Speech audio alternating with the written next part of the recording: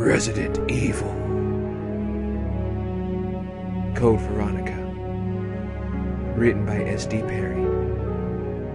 Based on the best-selling video game by Capcom, Resident Evil, Code Veronica.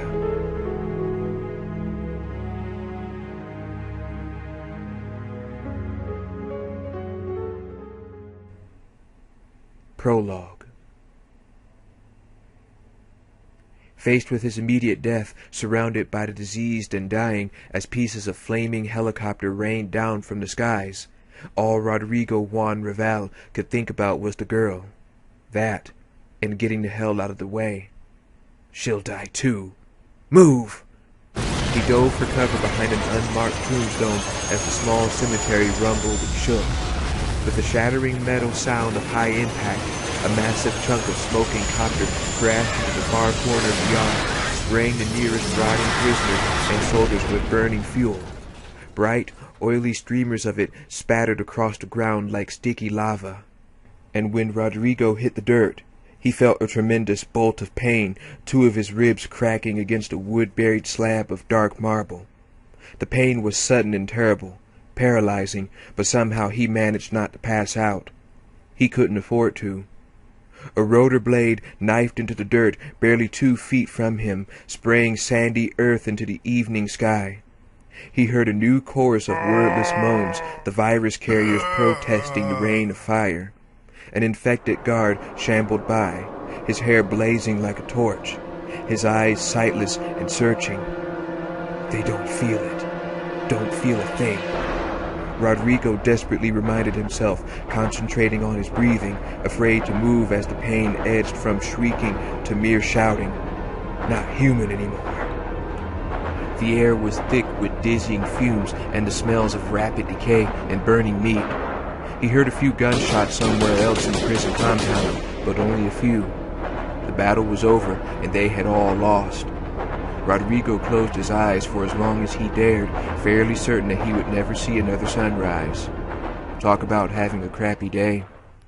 It had all started only 10 days before, in Paris. The Redfield girl had infiltrated HQ admin, and had put up one hell of a vicious fight before Rodrigo himself had gotten a draw on her.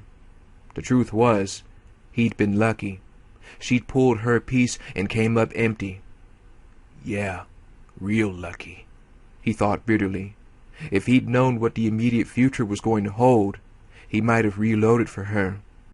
The reward for catching her alive, a chance to take his elite security unit through their paces with real, living viral carriers out at the Rockford facility, the compound on a remote island in the southern Atlantic. The girl would end up a new test subject for the scientists, or maybe bait for her troublesome brother and his Hayseed Stars rebellion Rodrigo kept hearing rumors about.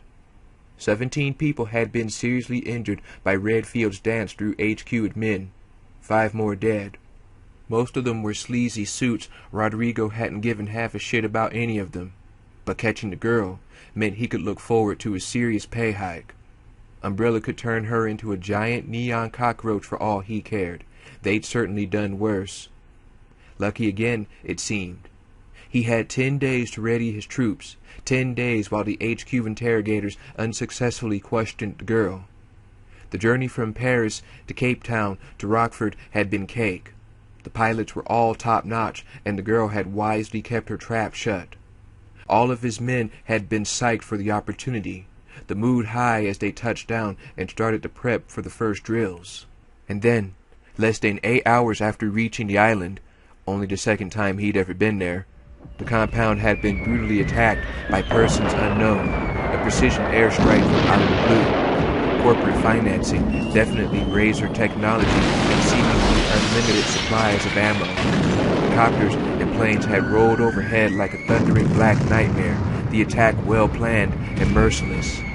As far as he could tell, everything was hit. The prison, the labs, the training facility. He thought the Ashford house might have been spared, but he wouldn't bet on it. The strike was devastating enough, but it was almost immediately trumped by what came next. The destroyed Hot Zone lab leaked out half a dozen variations on the T-virus, and a number of experimental BOWs, bioorganics, had escaped. The T-Series turned humans into brain-fried cannibals, an unfortunate side effect, but it hadn't been created for people. Through the questionable miracles of modern science, most of the new weapon subjects weren't even remotely human, and the virus turned them into killing machines. Chaos had ensued. The base commander, that creepy maniac Alfred Ashford, hadn't done a damn thing to organize, so it had been up to the ranking soldiers to lead. The prisoners were obviously useless, but there had been enough grunts on the ground to launch a tremendously unsuccessful defense and counterattack. His own boys had fallen as quickly as the rest of them, wiped out on their way to the heliport by a trio of OR-1s, the current T-virus breed of choice. All that training lost in just a minute or two. The OR-1s were particularly nasty, violently aggressive, and extremely powerful. Fortunately, only a few of those had escaped. But then, a few was all it took. Bandersnatch, as the grunts called them, because of the long reach. Funny that his team had been so careful to avoid infection, donning custom filter masks even as the first bombs hit. And yet, they were taken out by a form of the virus anyway. At least it was over fast, before they even knew how much trouble they were in, he thought, envying them their hope. He hurt. He was exhausted, and he'd seen things that he knew would haunt him for the rest of his life, however long that might turn out to be.